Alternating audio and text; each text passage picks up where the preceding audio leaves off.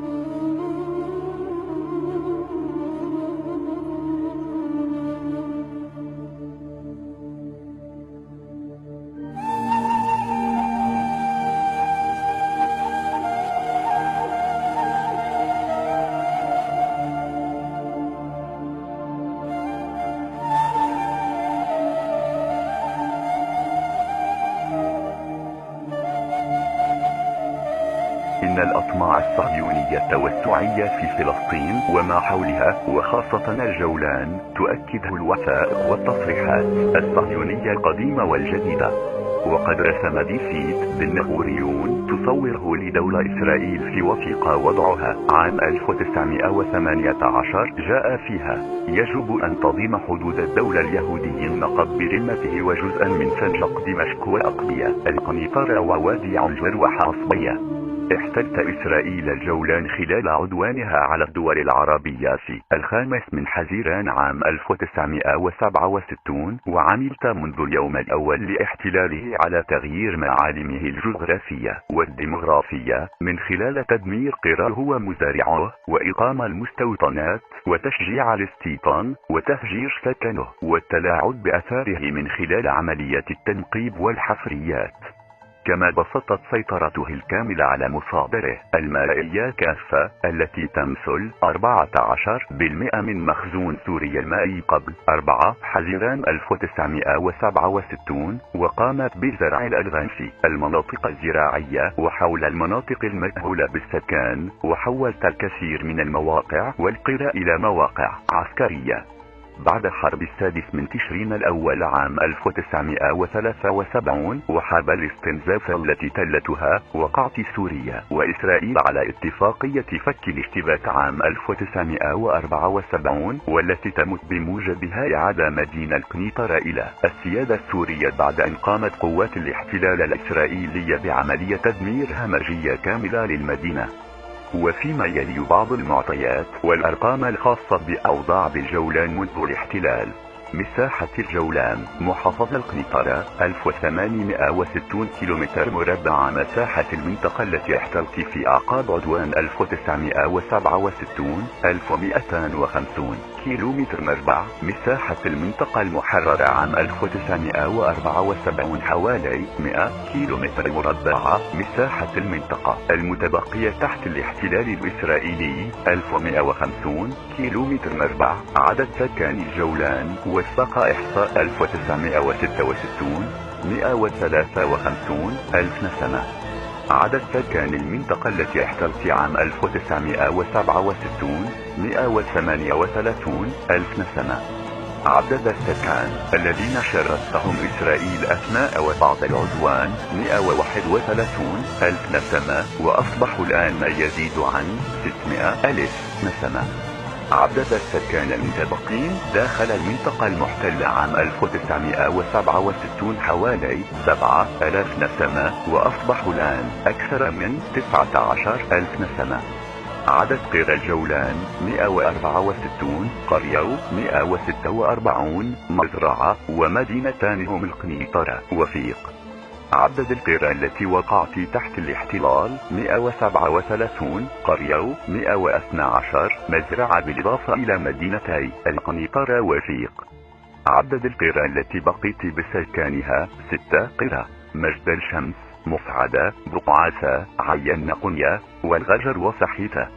عدد المستوطنات في الجولان 45 مستوطنة منتشرة على أنقاض القرى العربية السورية التي دمرتها إسرائيل. عدد المستوطنين الإسرائيليين في الجولان 20,000 مستوطن. عدد الإصابات منذ عام 1967 531 إصابة، 220 وفيات معظمهم من الأطفال، 329 مصابا بإعاقات دائمة ومزدوجة. عدد السجناء والمعتقلين منذ العام 67 وحتى اليوم نحو 700 مواطن. السجناء في جنازين الاحتلال الإسرائيلي يعيدون حاليا بالعشرات ويقضي بعضهم أحكاما طويلة تصل إلى 37 سنة. عمل الاحتلال الإسرائيلي على تدمير ما يزيد عن 131 قرية، 112 مزرعة ومدينتين في الأعوام 1971 1972، وتم تهجير سكان سحيت إلى مسعدة، ودمر الاحتلال القرية وحولها إلى معسكر. يوجد في الجولان المحتل 76 حقل ألغام، وينتشر فيها نحو مليون لغم من الأنواع الفتاكة والقنابل العنقودية من مختلف الأنواع، بعضها داخل القرى العربية المأهولة أو حولها كبلدة مجد الشمس. ويوجد في الجولان المحتل 60 معسكرا للجيش الإسرائيلي تقريبا. أحد هذه المعسكرات في مجد الشمس، وتحيط به البيوت من الجهات الأربعة. في 14 كانون الأول 1981 أقر الكنيسة الإسرائيلي ما يسمى بقانون الجولان، وهو قرار ضم الجولان، حيث تم بموجبه فرض القانون والقضاء والإدارة الإسرائيلية على الجولان.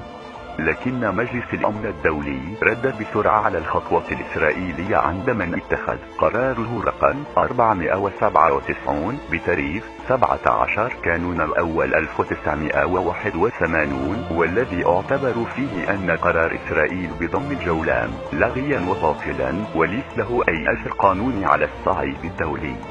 وطالب مجلس الأمن إسرائيل بإلغاء ذلك القرار فورا. كما صدرت عشرات القرارات من الجمعيات العامة ومجلس حقوق الإنسان التي تؤكد على بطلان قرار ضم الجولان وتطالب إسرائيل بإنهاء احتلالها له، إلا أن إسرائيل وكالعادة لم تنفذ أي من تلك القرارات، كما لم تنفذ القرارات الأخرى كافة المتعلقة بالصراع العربي الإسرائيلي بسبب حماية بعض الدول لإسرائيل خلافا للقانون الدولي الإنساني وميثاق الأمم المتحدة.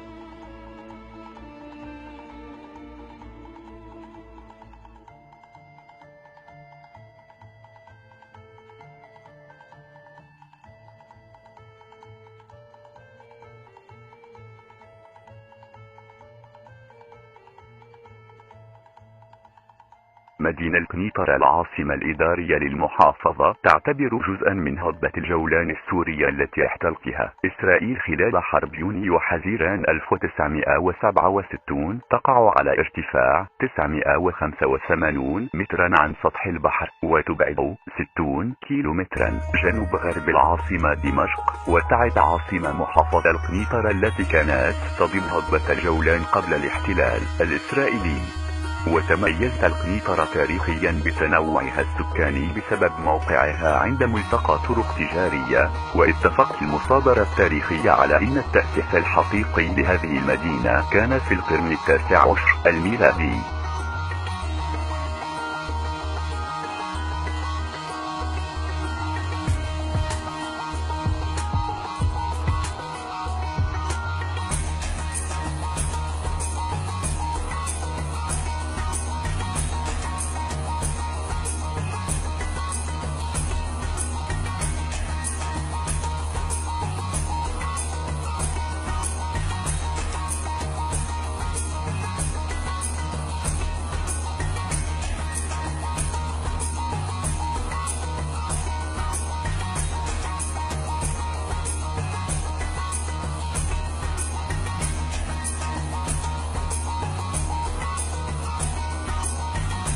يتميز الجولان بوفر مصادر المياه كالأنهار والينابيع التي تجري باستمرار، إضافة إلى المياه الجوفية، ويعود ذلك إلى سقوط كميات وفيرة من الأمطار تزداد غزارتها وتتحول إلى ثلوج كالمن. اتجهنا شمالا باتجاه منطقة جبل الشيخ، ويراوح متوسط كميات الهيت في جنوب الجولان بين 400-600 ملم، وفي الوسط بين 700-900 ملم، وعند سفوح جبل الشيخ 1000-1300 ملم، وتزايد عن 1500 ملم على قمم جبل الشيخ التي تغطيها الثلوج معظم أيام السنة.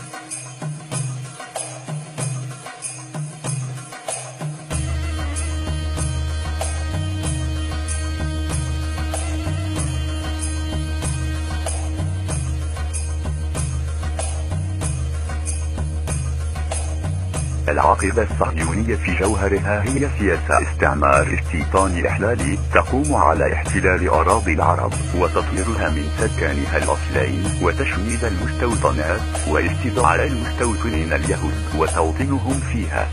وغالبا ما تقترن الأفعال والممارسات الصهيونية بتغيير المشهد في الأراضي التي تحتلها فتقدم على تدمير الحيز المكاني والسكني بحيث يصعب مع مرور السنين التعرف على الأماكن المدمرة سواء كانت مبنى أو قرى أو أي معالم أخرى، وذلك على غرار ما حدث في فلسطين في 1948 وفي الجولان في 1967.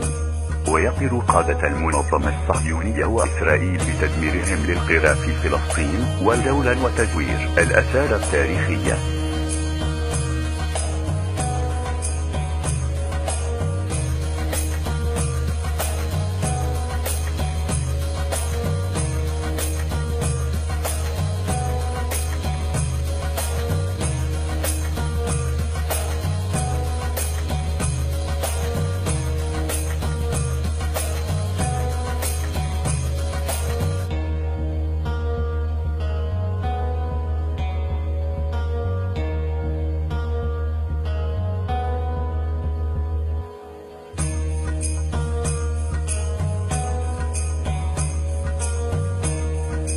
ارتكبت إسرائيل عدة مجازر بحق السكان المدنيين في الجولان، وهي مجزرة الدوكة، كفار عقب، قرب شاطئ الكرسي في طبرية في تشرين الثاني عام 1955 وشهدائها 9 رجال، وامرة ومجزرة سكوفيا في 9 من نيسان عام 1967 راح ضحيتها أكثر من 13 شهيدا وأكثر من 20 جريحا خلال قصف للقرية والأحياء السكني. مجزرة الدردرة الذيابات في حزيران عام 1967 راح ضحيتها أكثر من 20 شهيدا. ومجزرة الخشنية في حزيران عام 1967 راح ضحيتها أكثر من 11 شهيدا. ومجزرة القنيطرة راح ضحيتها أكثر من 7 شهداء، وذلك في حزيران 1967 بالإضافة لتلك مجزرة العزيزات في حزيران 1967.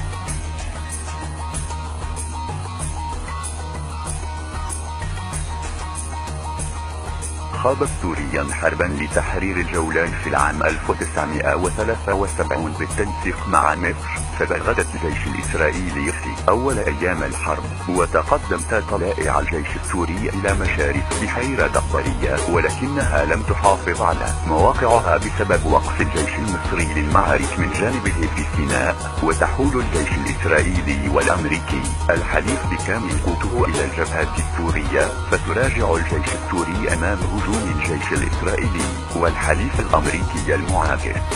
وخاض الجيش السوري حرب استنزاف دامت قرابة 3 أشهر، تم في نهايتها توقيع اتفاقية فصل القوات المشتبكة، وتراجعت إسرائيل إلى خطوط ما قبل الحرب وانسحبت من مدينة قنيطرة بعد أن دمرتها بشكل نهائي.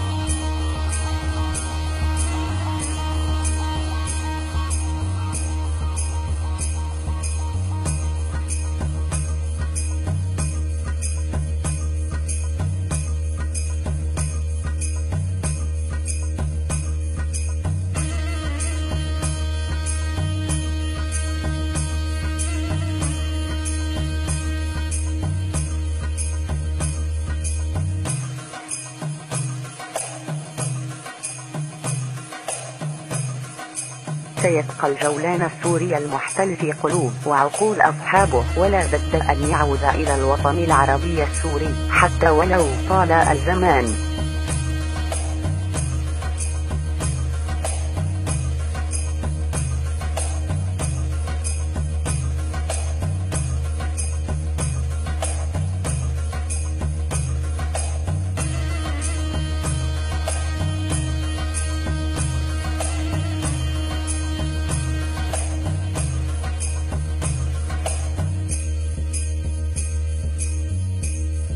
سيأتي يوم يزول فيه هذا الكيان الصهيوني الغاشم وأزلامه الممثلين بالولايات المتحدة الأمريكية رأس الإمبريالي العالمي وحلفائهم، وتتحرر المدن والقرى العربية المحتلة.